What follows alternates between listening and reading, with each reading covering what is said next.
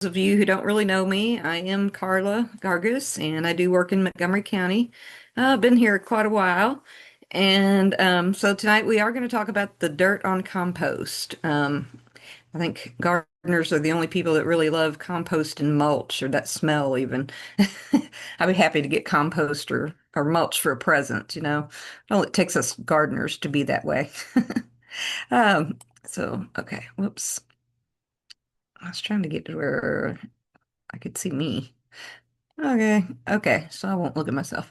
Okay, so the dirt on compost, how to turn garden and kitchen waste into a useful soil amendment.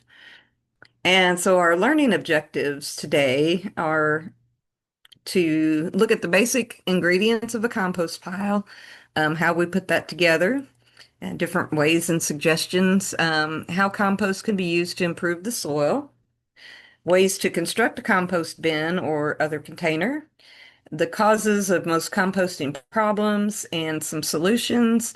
And then we're going to talk a little bit about how to build and maintain a vermicomposting system. So that is just worms, essentially. So some terms to know. Oops. Aeration, of course, is adding air to the pile. And we're going to learn about the importance of what all this means to composting. So, as we go along, but these are just some terms that you want to know and be familiar with. Aerobic is a compost pile with air in it. Anaerobic means no air circulation in the pile. Compost is just managed decomposition of organic material. Decomposition is that rotting process. Humus is kind of that end product. That's what we're looking for, that rotted organic matter that we can add to our gardens and landscape beds. Organic matter is the stuff that is or was alive. And vermicomposting is composting in a worm bin. So composting is a gardener striving to recreate the forest floor. And so you're layering moist, decomposing organic matter. And we think of our browns and our greens as we're building up our compost pile. So composting is just a biological decomposition of organic matter by managed process. So it does have to be managed. The more you turn it, the quicker it's going to break down, the hotter the weather is, things like that are going to come into play. So this breakdown of yard, garden, and food waste by microorganism kind of mirrors the nature's way of recycling plant and animal materials. And so the keys for composting are knowing what you're looking for in a finished product and then knowing how to manage the actual process of decomposition. So there you can see in the picture, there's some good compost. But it's a mixture of the residues of those organic materials that have been piled, watered, and have undergone the decomposition process. So mature compost, which is almost fully decomposed, is the most desirable, and that's that end product that you want to use in your landscape or your garden. So here's a visual of what goes on when compost happens. Of course, you need water and air. And as I mentioned before, we have our browns and our greens. So your browns can be things like leaves, um, stew. I just noticed that. So that's stew. I don't know. Woody materials. Your greens are, of course, going to be your fresh grass, fresh food scraps, manures. Um, and so all that put together, the brown plus the green is going to equal compost. And that is in the essence of water and air. And so we also have our macroorganisms, our earthworms, our other insects that are in the soil that are just natural decomposers. And we want to have them in the soil so that the soil is alive, literally. And then you have microorganisms like your bacteria, fungi, and other small microbes that you can't usually see with the naked eye, but they're in there doing a lot of work for us also. So if you're living in an area, maybe where a new subdivision and they've removed all that topsoil, you've pretty much got a dead soil. So by composting and adding this back to your soil, it's going to activate those macroorganisms and microorganisms and put them to work. Get that soil back to life again. So why do we want to compost? A lot of reasons, mainly to improve the structure and fertility of a garden soil. The compost doesn't add a lot of nutrients, but it loosens up the soil so that those nutrients that are in the ground or in the soil are available to the plants that are growing there. And it can also help improve your water holding capacity as well as your drainage, especially when added to clay soils. Um, it has slow release of the nutrients to the soil. They're natural. They're in a state where they can easily be taken up by the plants. It does provide a good source of bacteria. It's going to have by creating that healthy soil and that healthy environment for your plants to grow. It's going to help to prevent plant diseases by keeping those plants healthy. And it creates a valuable soil amendment and mulch while reducing the amount of solid waste transported to the landfill. So, did you know yard and garden waste in the U.S. make up more than 20% of the residential solid waste stream, while food accounts for about 9%. So, 20% of our yard and garden waste. That's quite a bit when we could be recycling it or putting it back into the earth and utilizing it again to grow plants. So, Tennessee, we have clay soils mostly throughout Tennessee. Um, we also have cherty, rocky soils like we have it here in Palmyra where I live. As we go across Tennessee, we have a transitional climate and the soil is a little bit different as you travel from west to east.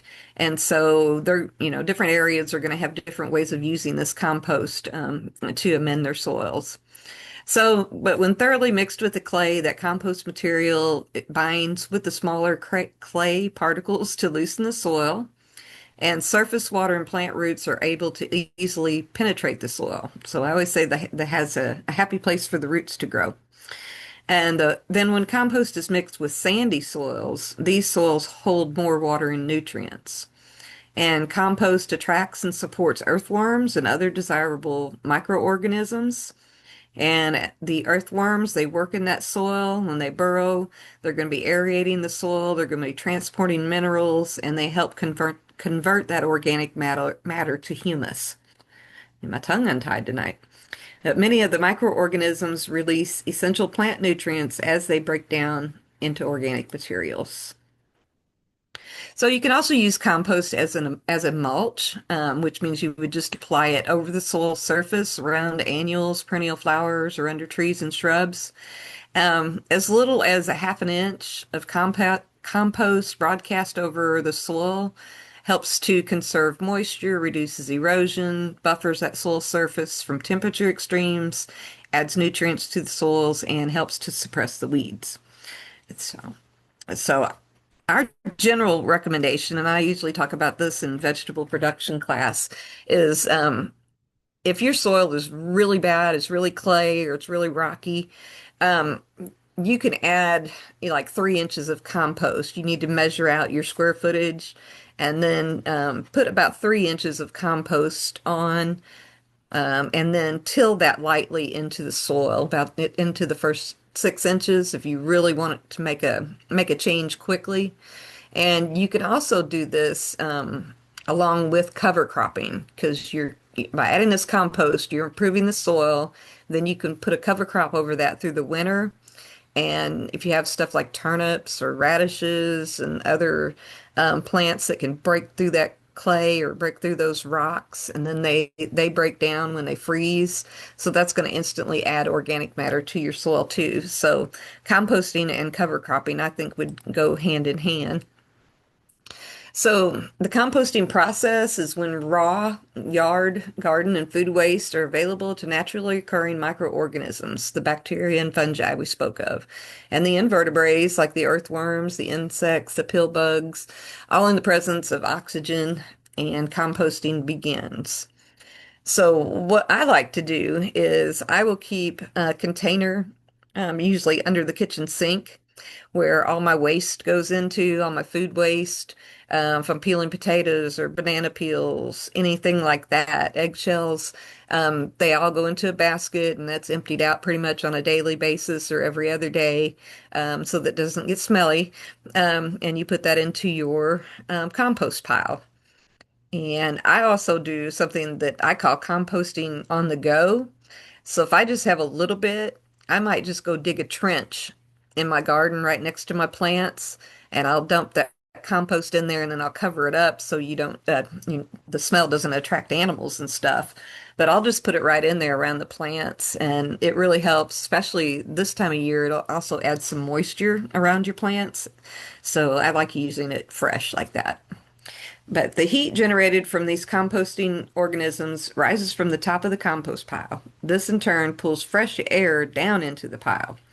So, in addition to heat, aerobic composting also produces water, carbon dioxide, and a dark, crumbly, mature compost. So, composting does require time. So, under ideal conditions and with frequent turning, about every 3 to 5 days, the compost may be finished in as little as 4 weeks, about a month, 4 to 6 weeks. So, active composting organisms require oxygen, carbon, nitrogen, water, and an appropriate pH and temperature. So we want our compost to be hot, and that's why we're turning it. And we're going to be constantly adding greens, which is our nitrogen, along with our browns, which is carbons. So we want to keep it hot, and we want to keep it a little bit wet. So here's what it would look like if we kind of took the side off your compost bin or your compost pile. You're going to see that mixture of brown and green ingredients. We've got aeration going on, we've got moisture, and then you just have a volume of materials. So you basically just start at the bottom, and you want to put your layers. You can put newspaper, like you can see, I can see grass clippings. There's some worms working around in there, and you just keep doing that. You keep layering and layering, and then you mix it all together. And usually, what you want to use is going to be at the bottom of the pile, finally. So here's some real pictures of compost. The browns, the carbon are dry leaves and sticks, newspaper, preferably shredded. And you've got to watch the newspaper. You don't want the shiny papers, the news or like the coupons and things like that.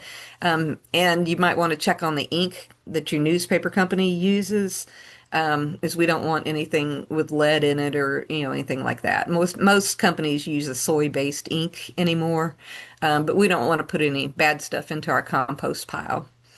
And so the ideal carbon nitrogen ratio is 30 carbons to one nitrogen. So our greens, our grass, shrubbery clippings, fresh plant parts, kitchen scraps. Just make sure you're not putting diseased material.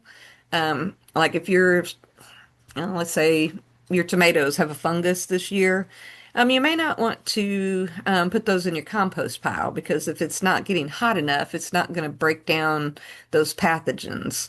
And sometimes, if we put our grass clippings in there, we're going to get, if it doesn't get hot enough, it's not going to kill the seeds or the grass. So you have to make sure that you're keeping your compost pile hot. And that, use your fresh plant parts, your kitchen scraps, and this here shows like a little bucket like I was talking about. I used to use an ice cream bucket. You don't have to buy a special one to do this. But you just gather them and then every couple days just take it out and put it on your garden or put it in your compost pile.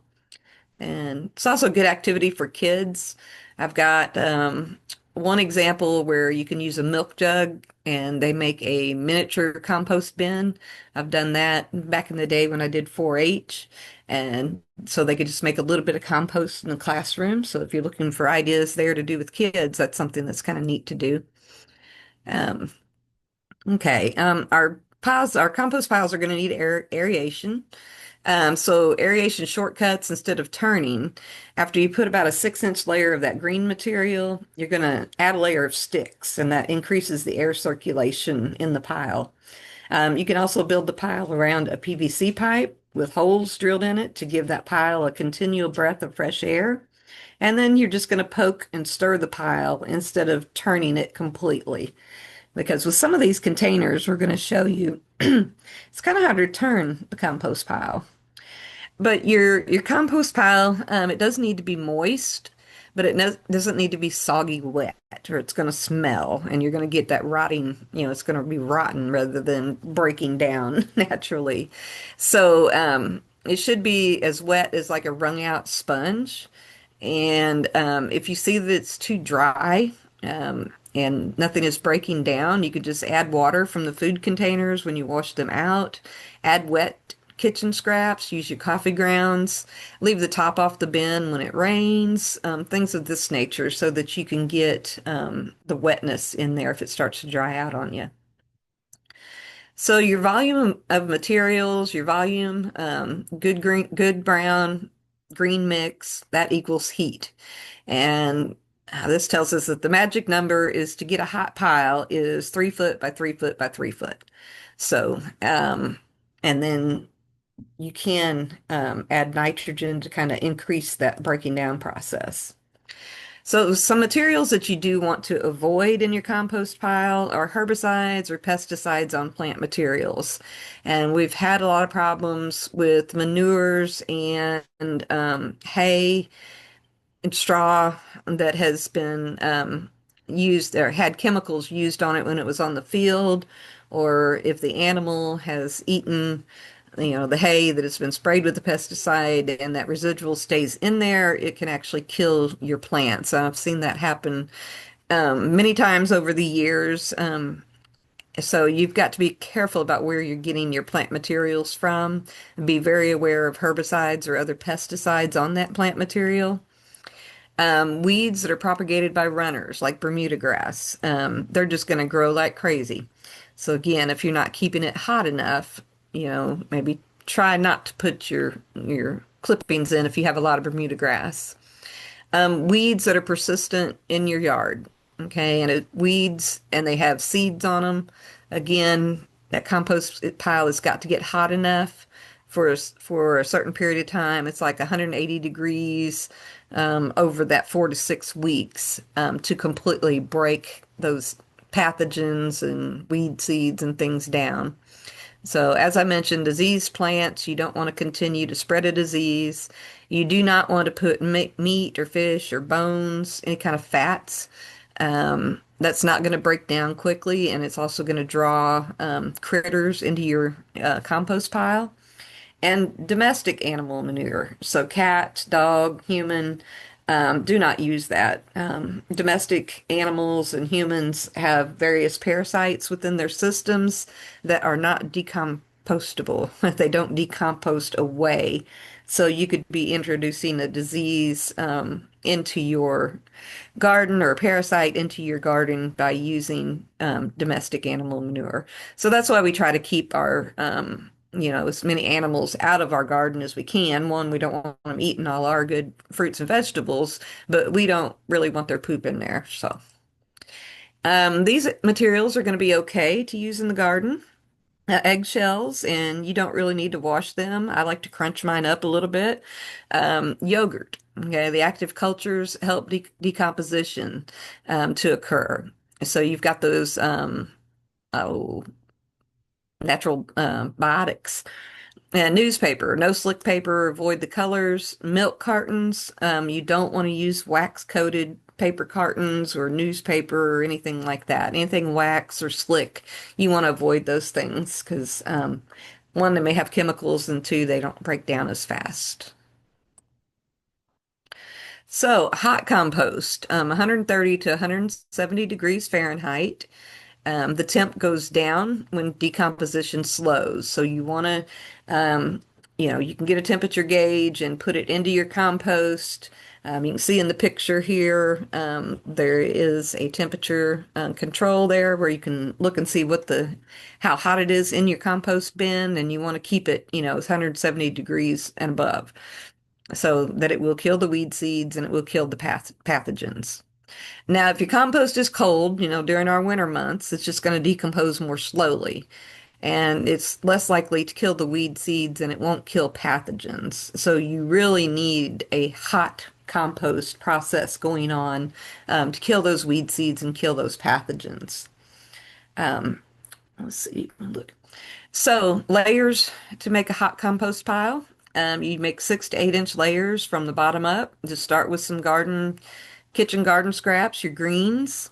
Put your layer of small sticks in there, or you can do dried up grasses, a 1 to 2 inch layer for air circulation, then some more dry leaves, shredded newspaper, your browns.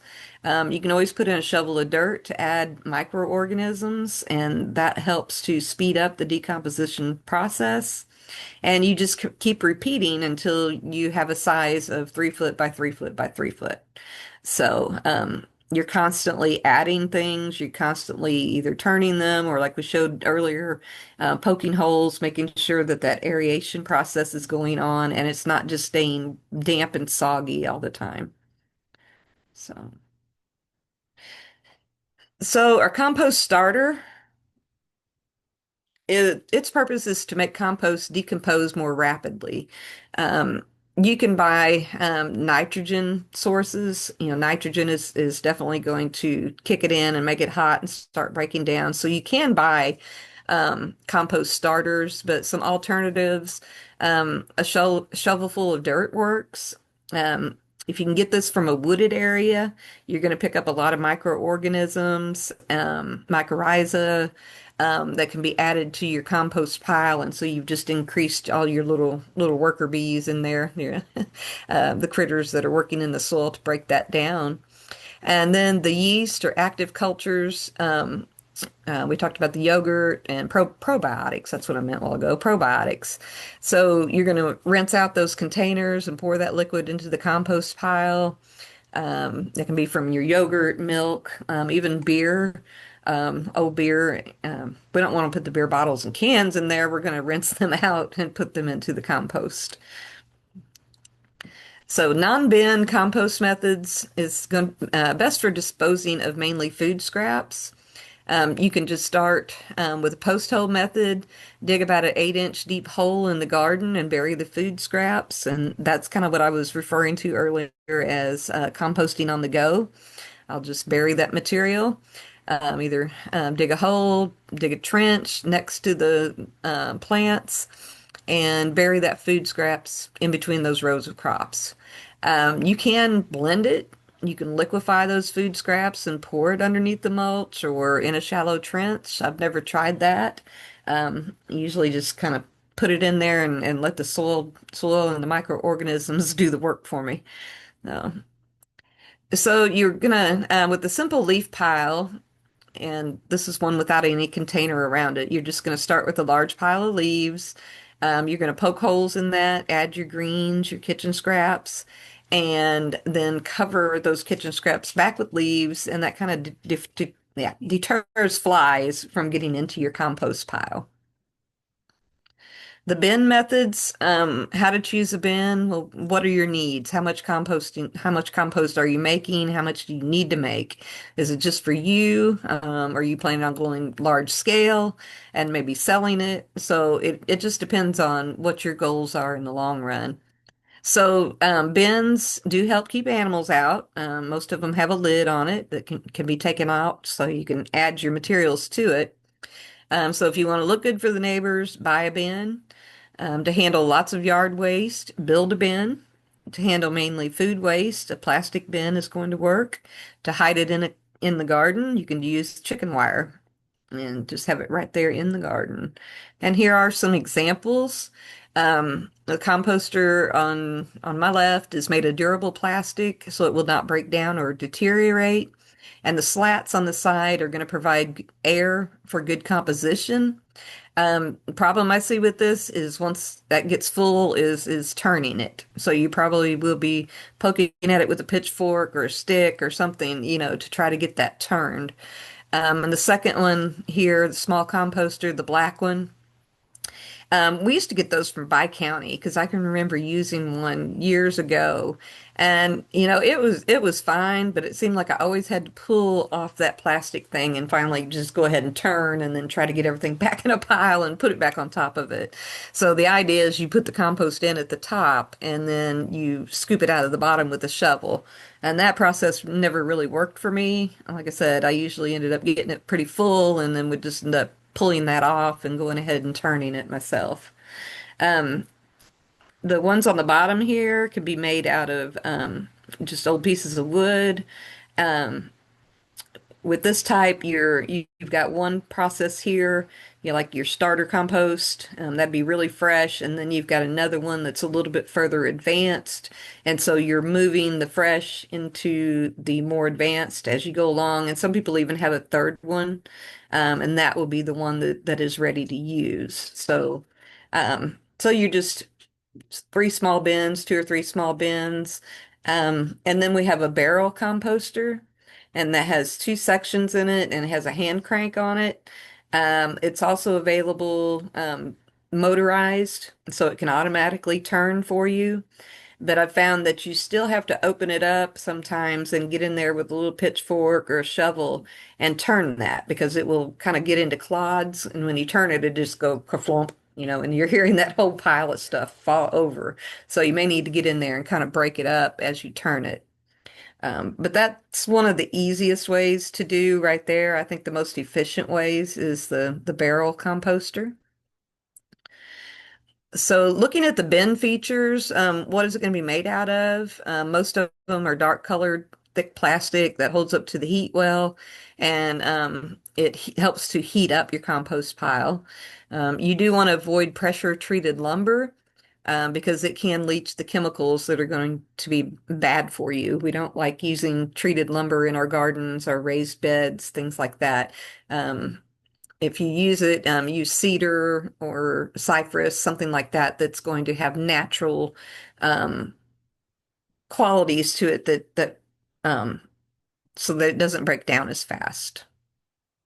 So, do you need a bottom door access? Does it really accommodate a shovel? Do you care? Are you going to end up just pulling it off and um, turning it? Like I mentioned earlier, the lid, does it shut tightly? Is the opening big enough to get that shovel in? Again, all these things you just got to kind of look at when you're looking at getting a bin or making a bin. So here's your the earth machine. That's what it was called. Yeah. Um, that composter, it worked okay, like I said, but usually I had to end up picking it up, taking it off, and in order to get my compost to go ahead and break down properly. And then this Garden Gourmet on the right, I think it's got the levels in it, but it's the same thing. I believe these slats come out to where you can reach the compost at the bottom to pull that out. Um, Composting goals and bins. Do you want to get a lot of compost to use as mulch? Get a larger bin. Do you mainly want to get rid of food waste? You may just need something smaller that would be called a digester and that can work to break down that food waste quickly. Um, and so a digester, it's just a way to get rid of green waste without having to empty the compost bin. And we do have some fact sheets here. Oh, I think we're covering part of it. Okay, move you over. So, well, I can't put, we'll have to send those out to you because I can't copy and paste off this right now. So, the types that we looked at, the open bottom bin, materials decompose into the soil. We'll see the tomato ring here in just a minute. And then there's the green cone, that's especially for food waste. So here's some examples. So this tomato ring bin, you could take a chicken wire at least 3 foot high, set that out in your garden somewhere. I would probably put a piece of rebar or something to hold it into the ground. But you're going to be putting your compost right there, but you could actually grow your vegetables outside of it. So it's going to be feeding, and then, when you pull up your garden, all that waste can just go back into the garden and you can till it into your soil or double dig it into the soil. You can use a trash can. Um, a metal or dark colored plastic. I think dark colored plastic would be better, easier to handle. You drill some holes in the side and around the bottom for circulation and drainage.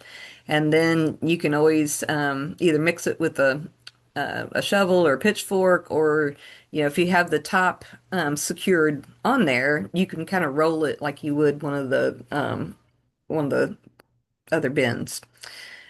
You can make a pallet bin out of used pallets, wire or screw together loading pallets, and just line the pallets first with about half one and a half or half inch hardware cloth, sorry, to keep the smaller materials from falling out the bottom. So you can always use the hardware cloth, or you can put cardboard, newspapers down at the bottom will work the same, but they will also break down as time goes on. So, batch composters, that would be a large drum that turns. Your pros, it produces the finished compost quickly if you follow all the directions.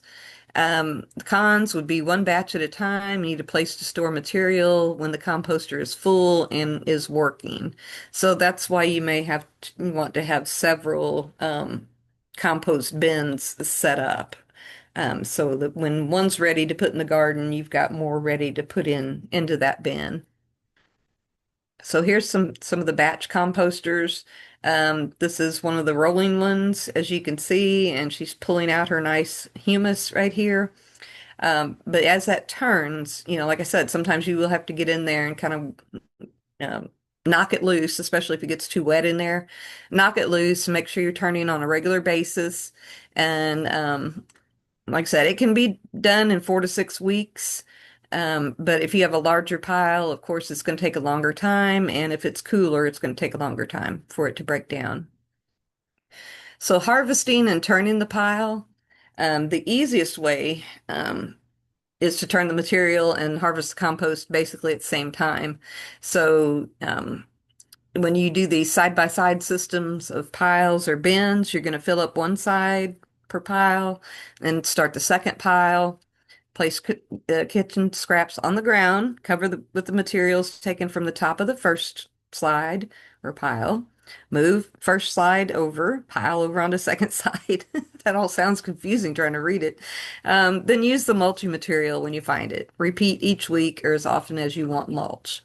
Okay, so you're just using this as you go, maybe not waiting until it's quite composted down to the humus stage.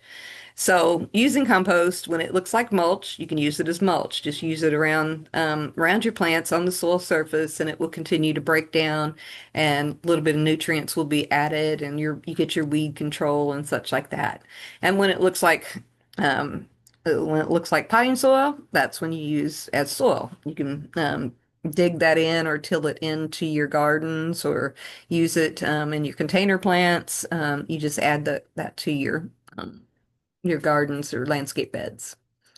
So you can make compost tea. Take a handful of that finished compost, put it into a sack, fill a 5-gallon bucket with water, and soak the sock with the compost in it in a bucket of water overnight. And then you can spray on house plants as a foliar feed. You can use that to water newly planted seeds and transplants with the tea. Or you can, use it, in your garden. Just depends on what your watering system is. You can just pull little buckets of water and plant individual plants. Maybe you'll have a trench in your garden and you'll just dump that down the trench. But that does add nutrients to it while you're watering. Okay, vermicomposting is basically making a worm bin. And again, this is another good thing to do with kids if you're working with youth. And you can do this with just materials you've got around the house. So your worm compost, that's a garbage disposal you can put your hand into.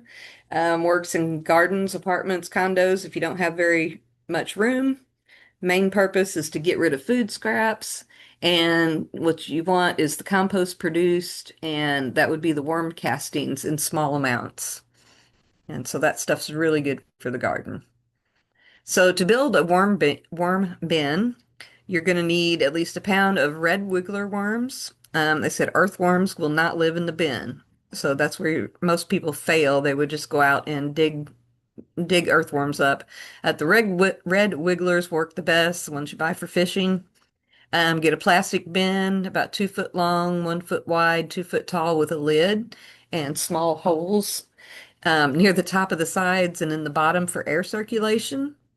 And you can Google this online to find supplies. I'm a recycler, so I would be using things from around my house or free stuff that I've got laying around. So, but you can buy worm bin supplies online. And where to keep your worm bin? You can keep it convenient to the kitchen. You can put it under a counter. I don't know if I would do that. I'd probably have it down in the basement or a cool area.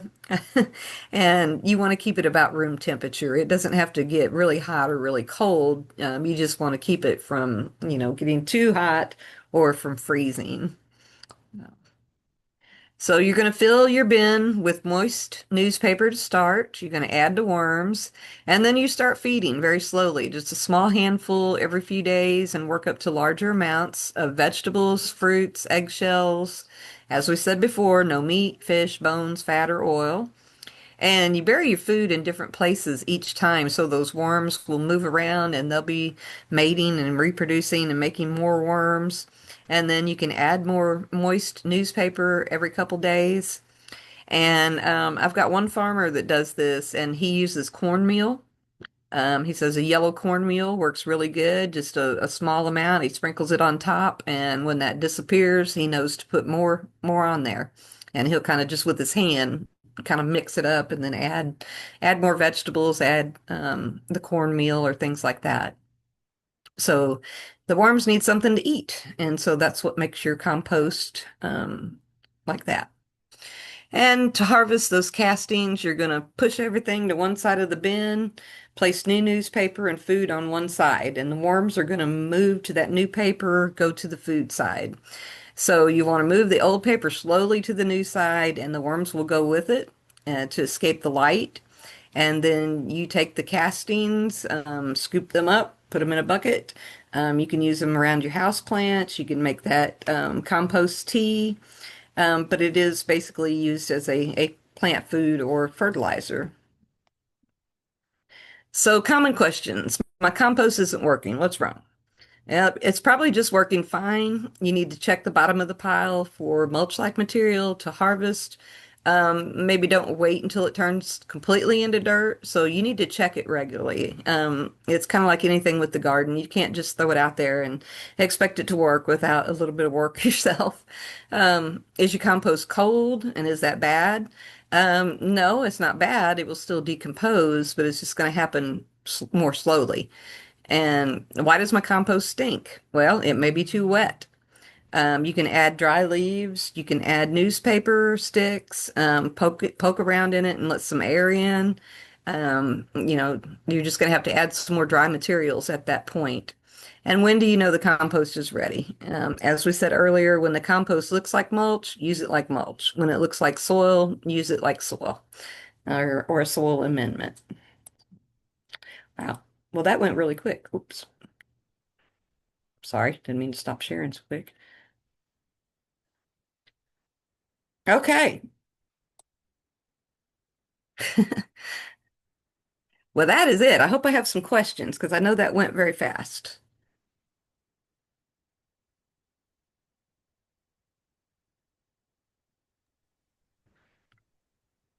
Carla, there Hello. was a few questions in chat that I would like you to address just to make one of them just to make sure I was right, and the other ones I didn't really know the answer to. So I'll let you Okay. take a look at Mhm. those. Okay. Let me get the chat up here. Okay, so we have some comments. I have a smaller yard, so I have mine in a big garbage can. Yep, I used to use large garbage cans and put the or bags and put the leaves in them and just pile them up in the back of the yard and let them compost in the black trash bags too. Um, so does it matter what type of manure? Manure from certain animals were good. Like I said, just avoid domestic animals like cats, dogs, humans. Your rabbits is really it's low in urea, so you can put that right on there. Whereas if you're using chicken manure, you don't want to put it on fresh. Um, and that goes with horse or cow manure. You don't want to use it fresh because you can spread E. coli throughout the garden. And by working in the garden, if you're harvesting greens and things like that, you'll cause disease problems, cause health problems for yourself. So, horse, horse, cow, sheep, chicken, pigs, all that is good. And we've probably got some guides on that somewhere too about how much nitrogen is involved with it. Um, okay, yeah, you did. Yeah, you did. Okay. Cody answered that one pretty good. How deep does the trench have to be in the garden? About 6 to 8 inches. I try not to damage the roots of the plant that I'm putting the compost around.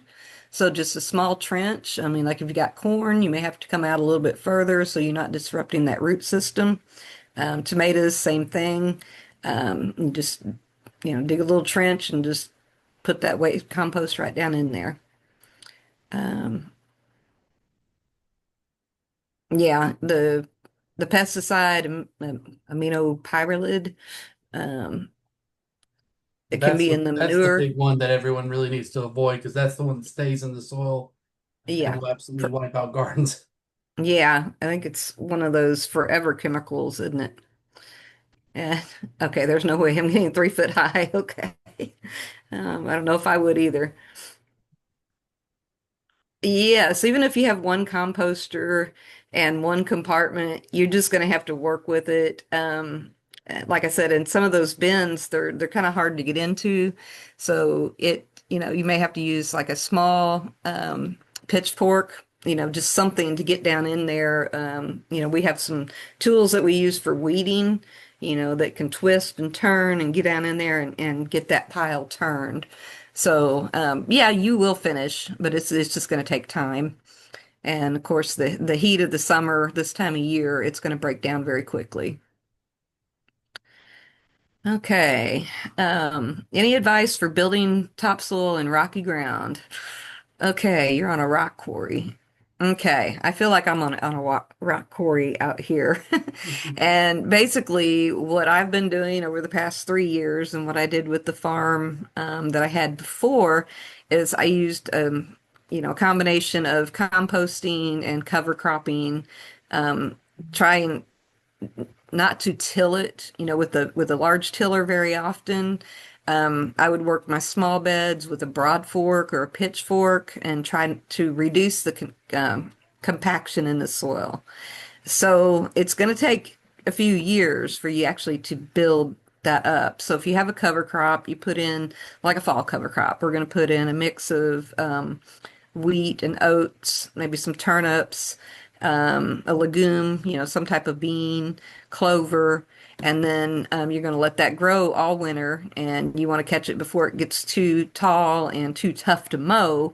But you kill it off in the spring. And I just run a lawnmower over mine, or sometimes I'll just pull it up and I'll lay it down on the side as mulch. So you've got your own straw mulch right there in your garden. And yes, it reseeds, and I want it to reseed in these areas, though. So, um, so yeah, rocks, it's hard. It is. You've got to add compost. You've got to use those cover cropping methods, and just work with the soil that you've got. Build raised beds if you have to.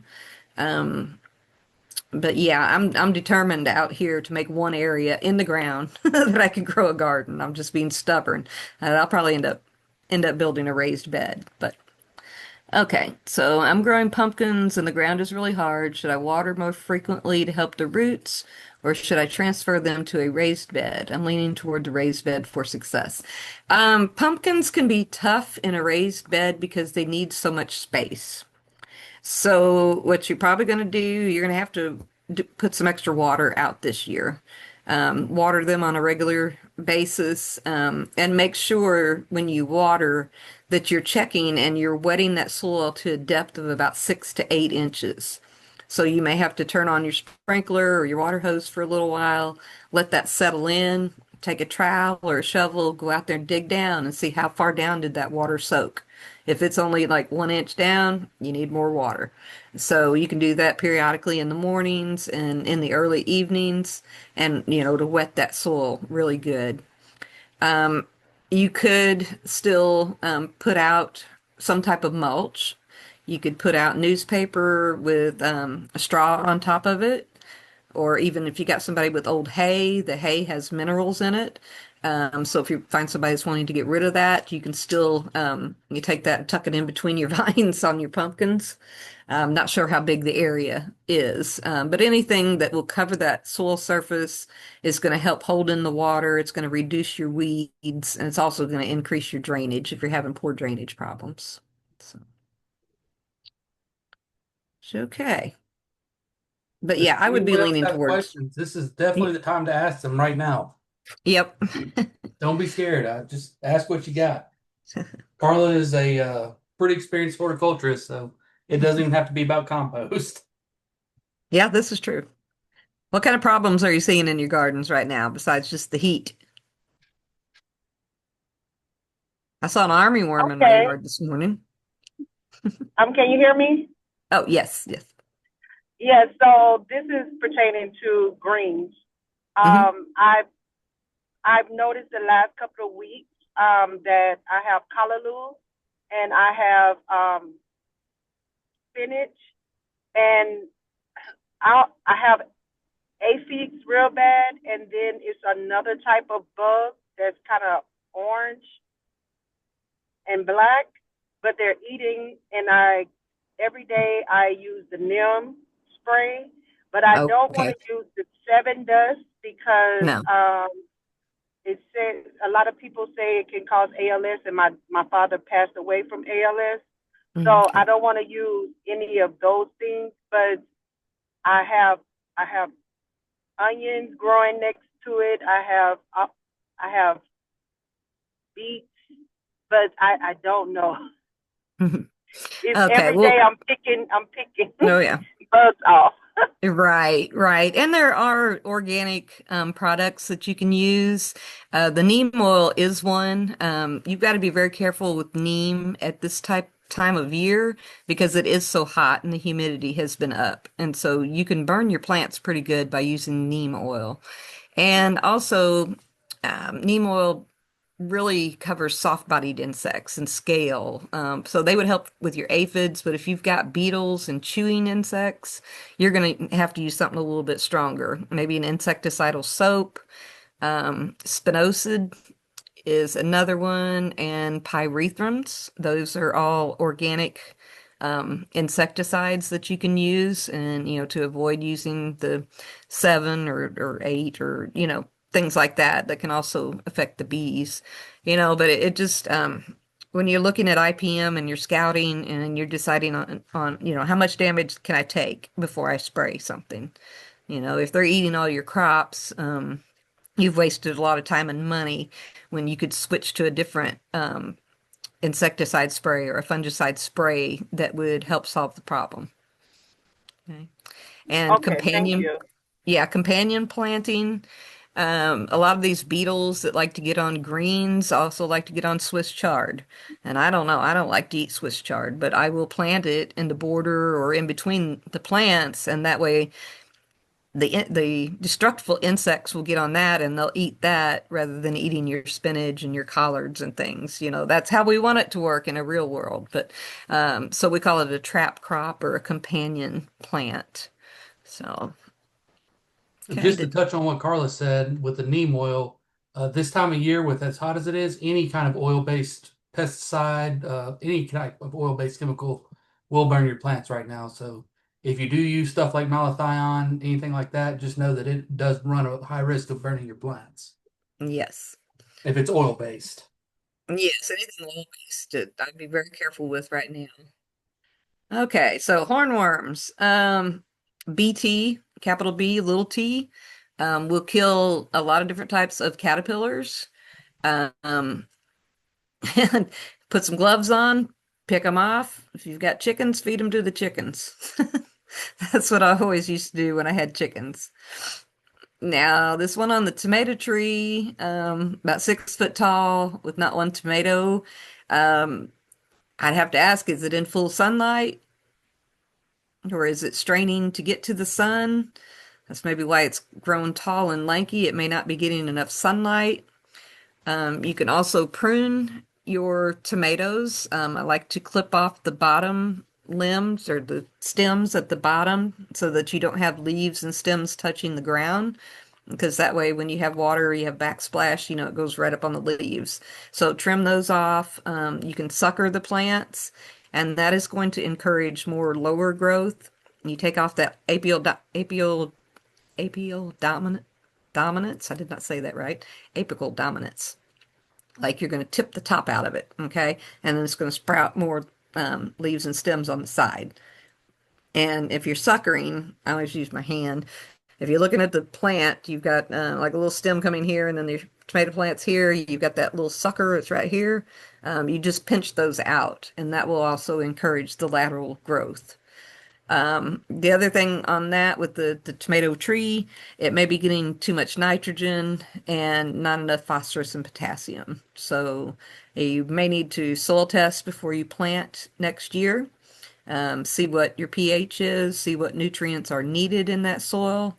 But I would definitely look at the sunlight. If it's just growing straight up, it may not be getting 6 or more hours of full sun per day, which it's going to need.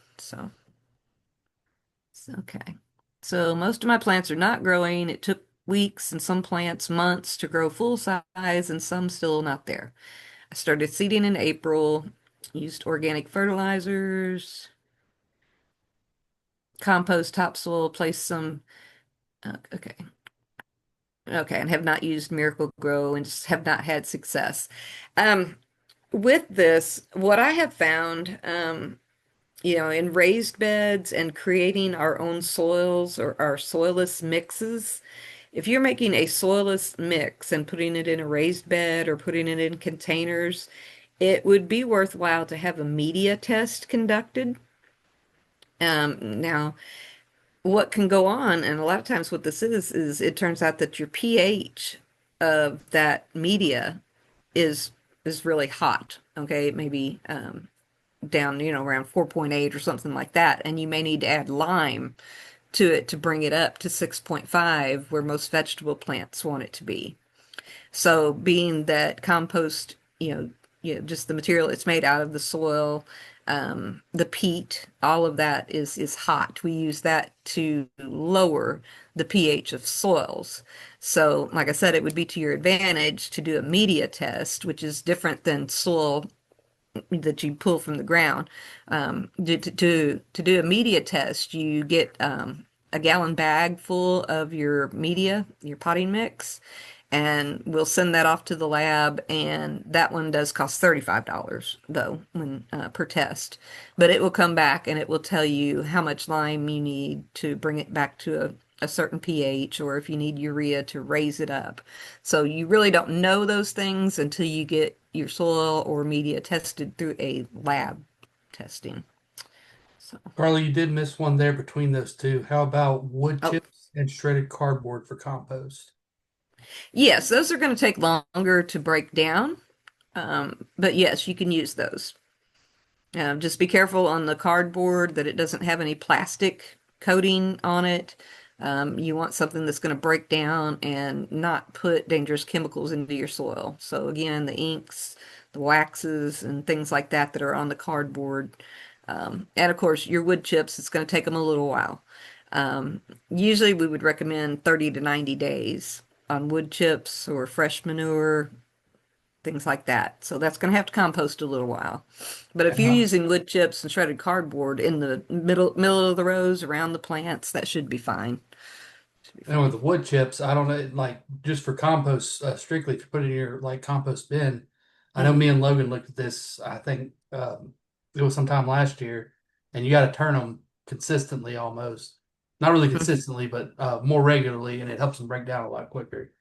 Yeah, yeah, yeah. It's just going to take them a while to break down. So yeah. So I thought to raise the soil in a toddler bed frame for about 10 plants and let them grow out to 20 by 20 space. Oh, was that on the pumpkins? Yeah, diatomaceous earth also works on a lot of crawling insects. It just breaks down their skin when they crawl over it, so your slugs and snails and other little creatures that get out there. Um, I like, I even use diatomaceous earth kind of around the landscape around my pool, as I never realized how many frogs liked getting into pools. And so I've been putting it in the landscape at the edge of my concrete, sprinkling it around there so that they don't crawl across there and get in my pool. But that's kind of off topic. So, okay, a black tarp material that I've seen people cover their garden area with to hold in nutrients, moisture while reducing erosion. I'm not sure. I don't like using that in the garden, but if you're using that tarp over what you're composting, if that is what you mean, yes, that will increase your heat. You just have to pull that off, turn it. Um, so I'm not quite sure the background behind that. Tim, if you want to expand on your question there a little bit, I might be able to answer it better.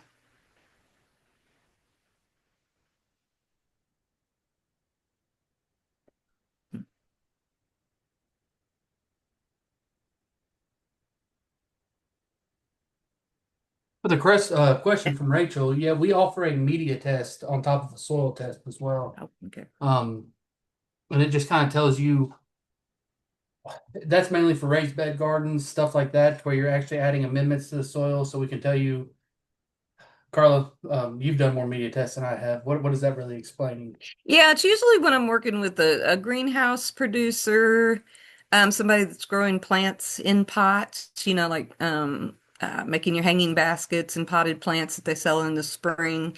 I had one new nursery that their pH was really out of whack and they were burning up their plants, and we would have never known that if we hadn't done a media test. So, um, As for the second part of that question, okay, from Rachel, I don't think co-op does a media test. They just do a I regular don't think soil so. test. We offer a media test. It's a little more expensive than a regular soil test, but I'm not sure if co-op does or not. I don't know if they do or not. I've never known them to do a media test, but Waypoint Analyticals is the lab that they use, and you may just want to look on their website and see. But you can always go through the extension office, whatever county you're located in, can help you do the media test. And just like I said, the media is, it's a soilless media. It's potting soil, rather than soil that you've collected from the ground. And then Where as did you say you guys do it? We will send it off through our office. We send it off to the lab in Nashville. Like, where would I drop it off? If you're here in Montgomery County, our Yes. address is 1030 Cumberland Heights Road. Hold on. I'm writing this down. Okay. Okay. and then for the Just, second part of your question on the recommendations for what to use for a fungus on apple trees, mm-hmm. that really just depends on the fungus that you're dealing with. I know, right? I know we've seen a lot of fire blight in apple trees this year. Mm-hmm. Mm-hmm. Okay. Yeah, ours is just spotty on the leaves, and it was saying like the trees that are right next to it probably caused it. Okay. You probably got cedar apple rust. Yeah, that's I That's that's think very that's what my common. husband said was cedar. Hmm. Yeah. Yeah, and you can try to cut down all the cedar, but we live in Tennessee. We have Yeah, cedars they're all over. everywhere, all different kinds. And the best thing to do is to be aware of what cedar apple rust looks like, especially on the cedar tree. Right now, it would be kind of a small brain-like gall looking thing on the cedar tree. And then On the come bark or spring, leaves? no, they're hooked to the branches.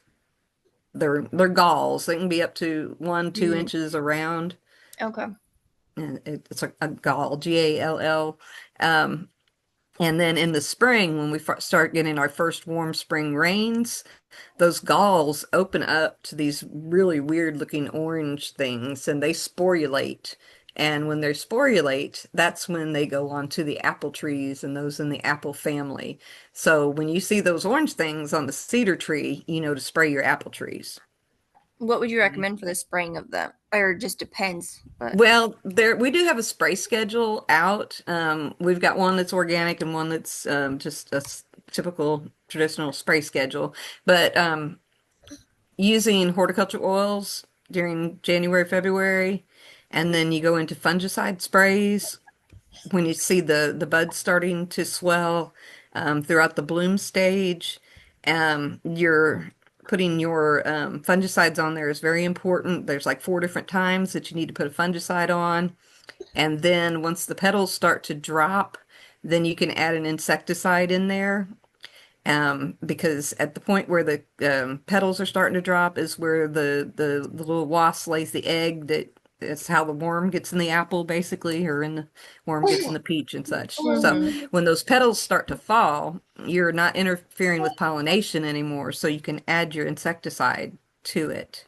And then you go into what we call cover sprays. And so every 7 to 14 days, you're spraying with like a orchard spray mix. Okay, and you said insecticides after the bloom? Yes, after the Okay. blooms, the petals start to drop. And then the fungicide, which one was that? When? Fungicides are going to be like when the buds start to swell in the spring. You've got a Okay. silver tip, you've got a pink, you've got like the several different stages that they go through. So you may be spraying fungicide every couple days, depending on how that flower is developing. Okay, thank So you. your fungicide sprays are important at that point. And then once the petals drop, then you can add an insecticide to it. And then you're into cover sprays every 7 to 14 days. So fruit's Thank hard. you. It's Yeah, tough. fruit in Tennessee is a very difficult process. Very much. Yes. Yeah, I've had a hard time with it. We're from Arizona, and it's not this Yeah. way. Yeah, and getting used to this environment here is very different. I've been here for 27 years and um, still still can't hardly grow stuff. Yeah, I've had a Uh, tough time. Thank you. a So for the struggle. so for the next So that spray schedule is on the website. I plug it What in is here. the website? If you go to just Google UT UT Hort. UT Hort, like HORT. Yeah, UT Hort. Okay. Just .com or Google org. that. HORT. Yeah, I just put it in the chat box. Oh, okay, thank you. Okay. And if you go to that site, you're going to come up with a page that's got several panels on it, and you click on the panel, like residential and home gardens, I think it is, and then you'll come to all the publications about the different topics. Like if you want weed control or the spray schedule. But yeah, it will be on the UT website under Thank you. UT Hort. I did notice a question here saying the best classes you can recommend for learning Oh, more overall knowledge um, of gardening. Of course, Montgomery County offers the Master Gardeners. They're asking for the Clarksville-Dixon area. Clarksville and the Montgomery County area, we also do a slow your roll. But we try to on a monthly basis as long as we can get it planned. But yeah. that's a class that we actually take you out to a local producer's farm and have them talk to you about, the challenges they faced, and just their overall uh, practices that they use to successfully farm whatever we're looking at that month. I mean, it can be from strawberries, blueberries. We always try to visit a cut flower production. hmm So that Where do one's we a good learn of one. that? What was that? I can get your names from Cody from this list, and I can put you on my email list if that's all right with everybody. Yeah. I was about to say, email me if you're interested in any classes like that. And they did, Yeah. Vicky, is there anything that y'all offer down in Dixon County that would be good for that area? Did you ask me a question, Cody? I'm sorry. This is Vicky. Yeah, someone was asking for classes in the Clarksville or Dixon area to learn Yes. more about gardening. Is Yes. there anything that y'all have down there that y'all offer on gardening? Not at this time. I don't have anything scheduled right now, but I'm looking to be planning some things soon. Follow our web or our Facebook page is about the easiest thing to do, or send me, call me with your email and I'll add you to a horticulture email list. Mhm. Okay. But our Facebook is, what is it? UT Extension dash Dixon County. Right. And that's where everything is posted for our county Mhm. on that page. Right. And Yeah, so we use Facebook. if y'all want to get added to the list, email me separately and I'll make sure to send your names to Carla and to Vicky. That way you're added onto the horticulture list so y'all can, hear of any classes coming up. Me and Carla always do a pruning field day for grapes, apple trees, peach trees, sometimes blackberries and raspberries and blueberries. We do a pruning field day. We try to do it sometime in the January, February timeframe. Mhm. And those are more hands-on classes that you actually get to come out and see what we're doing and why we're doing it. So Right. That's the email we got the confirmation for this from. yeah, if you'll just email that same email for the link that I sent y'all, that'll email directly to me and I'll send that on to Carla and to Vicky and they can add you to their list. Thank you. You're more than welcome. Yeah, and the my Master Gardener class is getting ready to start in a couple of weeks. I would still take applications. We are doing Tuesday nights from 6 till 8. Um, and we still will have live speakers, but I'm trying to change it up a little bit to go with the new way of doing things. So I'm still doing face-to-face speakers, but I'm trying to incorporate some hands-on activities with that. But I do have my classes in the evenings. I've tried doing them in the days before, and everybody works during the day. So, but we have an opportunity to do the Welcome Home series. So there may be a lot of opportunities coming up in the spring. And it may not be offered necessarily by us, but it could be surrounding counties or just in the area. So, We've Montgomery County's offered the welcome home before. I did it yeah. one Yeah. year, so I could look at possibly doing it again. It just Mhm. I've depends. done that here too for folks in Dixon. I do that here too. Usually, is it not Oh, in October? I think they switched it to spring now. Did they? Okay, I hadn't gotten that memo, so that's good Okay. to I know. don't, yeah. So, Welcome Home is like a beginning gardener series that kind of teaches people that have moved to Clarksville about our environment and our growing area versus maybe where they came from because we are in a transitional zone. It does get a little bit different here, so it's just a good class to kind of welcome people to Tennessee when it comes to gardening. Basically, is what they're trying to do. They do about an hour class and then like a 30-minute activity that kind of incorporates what they've learned in the class. Mhm. The activity is meant to be more hands-on or more of a demonstration, so it kind of how should I say it? It's the best of both worlds. Mhm. Yeah. Would there be any reason a blueberry bush would just be dying right now? The heat, the lack of rain. Mhm. Blueberries are very shallow rooted. Yeah, four of Um, ours are doing fine, and our biggest one is dying that we okay. just got this summer. It's doing it every year. It has to be the site. I mean, our soil can change like from 1 foot to 1 foot. There may be an area, there could be a pocket of dry air down around the roots that is causing that one, to dry out quicker than the others. So I would definitely be watering them right now. The rain that we've been getting is too sporadic and it hasn't been enough in one location to really give the plants the water they need right now. So I would definitely try watering it and see how it reacts. You may want to do a soil test. Blueberries need to be down about 4.8 to 5.5 pH. And if they're not in that range, they are not happy campers. So probably soil testing and then just for now, water, water, water, water. Okay.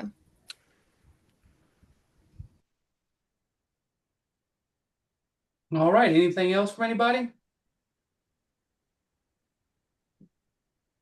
No, but thank you. Well, Well, thank thank y'all you for for attending.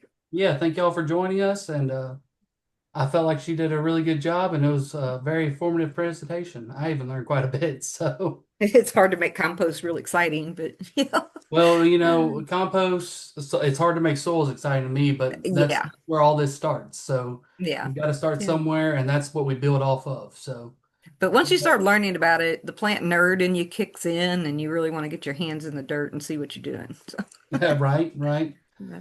So, thank y'all, everyone, for All joining. right. And with that, Thank. I think we're going to go ahead and end the meeting. So, thank y'all much. All right. Everybody have a good evening. Bye. Bye.